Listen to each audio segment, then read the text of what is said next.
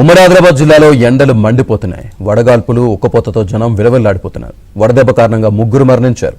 Singareni open cast గనులు అగ్నిగుండాలను తలపిస్తున్నాయి. దీనికి సంబంధించి మరింత సమాచారాన్ని మా కరెస్పాండెంట్ మాంతయ్య అందిస్తారు. ఉమ్మడి ఆదిలాబాద్ జిల్లా అగ్నిగుండంలా మారింది. ఎండల వేడిమికి ప్రజలు విలవిల్లాడిపోతా ఉన్నారు. జనజీవనం పూర్తిస్థాయిలో స్తంభించిపోతూ ఉంది.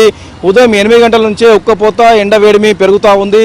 సాయంత్రం 5-6 గంటల వరకు కూడా అదే పరిస్థితి ఉన్న నేపథ్యంలో ప్రజలెవరు కూడా బయటికి వెళ్లేందుకు జంకుతున్న పరిస్థితి కనిపిస్తోంది. ముఖ్యంగా జిల్లా కేంద్రాలతో పాటు ఆదిలాబాద్ సహా మంచిర్యాల, నిర్మల్, ఆసిఫాబాద్ ఈ అన్ని 4 జిల్లా కేంద్రాల్లో కూడా మధ్యాహ్నం పూట కర్ఫ్యూ వాతావరణం కనిపిస్తోంది. రహదారులన్నీ బోసిపోతున్న పరిస్థితి కనిపిస్తూ ఉంది. ముఖ్యంగా 10 గంటల నుంచి ఎండ వేడిమి క్రమేణా పెరుగుతూ ఉంది.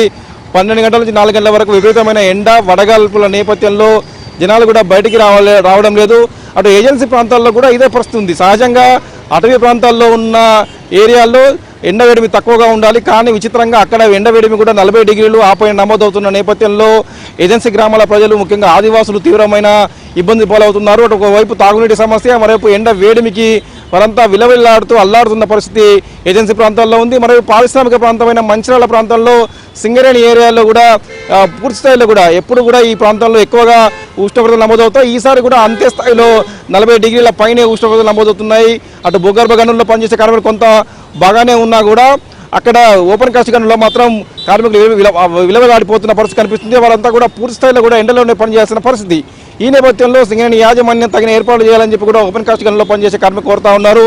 ఓవరాల్ చూసినట్లయితే ఓవైపు గోదావరి ఎండల వేడిమికి పూర్తి స్థాయిలో కూడా గోదావరి నది కావచ్చు, ప్రణాళిక నదిలో కూడా నీటి ప్రవాహం తగ్గింది. అటు మిషన్ భగీరథకు సంబంధించిన ఏదైతే ఉందో పంప్ హౌస్లు కూడా పూర్తి స్థాయిలో పనిచేయలేని పరిస్థితి కనిపిస్తోంది. తాగునీరు కూడా రోజు విరిచి రోజు వదులుతున్న పరిస్థితి కనిపిస్తోంది.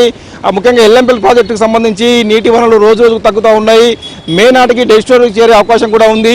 ఈ నేపథ్యంలో ఇంటెక్ వెల్లోకి నీటిని ఎలా పంపించడం కూడా కష్టంగా మారే అవకాశం ఉంది. మొత్తం మీద కూడా ఎండల వేడిమికి అటు ప్రజలు ఒకవైపు అల్లాడుతున్న నేపథ్యంలో మరోవైపు నీటి సమస్య కూడా క్రమేణా పెరిగే అవకాశం కనిపిస్తుంది.